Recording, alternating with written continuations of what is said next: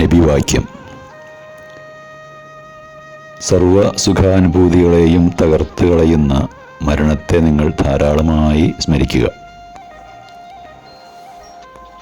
മരണത്തിനു മുന്നിൽ മനുഷ്യൻ തികച്ചും നിസ്സഹായനാണ്. എത്ര വലിയ ശക്തിയും അധികാരമുള്ളവനാണെങ്കിലും അതിന് കീഴടങ്ങാതെ രക്ഷയില്ല. സമ്പത്തും ആൾബലവുമൊന്നും അതിനെ മറികടക്കാൻ പര്യാപ്തവുമല്ല.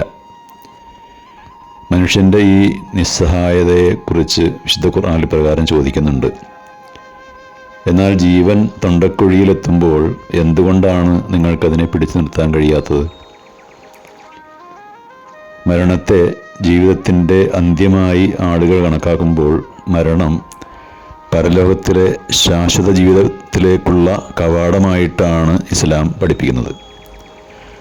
മരണചിന്ത അധികരിപ്പിക്കുന്നതിലൂടെ തിന്മകൾക്ക് കടിഞ്ഞാണിടുവാനും നന്മകളിൽ മുന്നേറുവാനും മനുഷ്യനെ അത് പ്രാപ്തനാക്കുന്നുണ്ട്.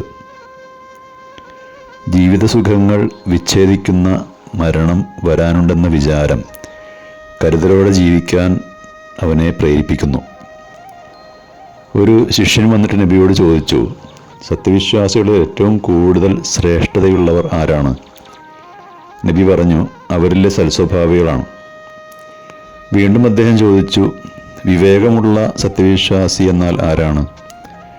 നബി പറഞ്ഞു, മരണത്തെ ധാരാളമായി ഓർക്കുന്നവനും മരണാനന്തര ജീവിതത്തിന് വേണ്ടി ഏറ്റവും നന്നായി തയ്യാറെടുപ്പ് നടത്തുന്നവനുമാണ്.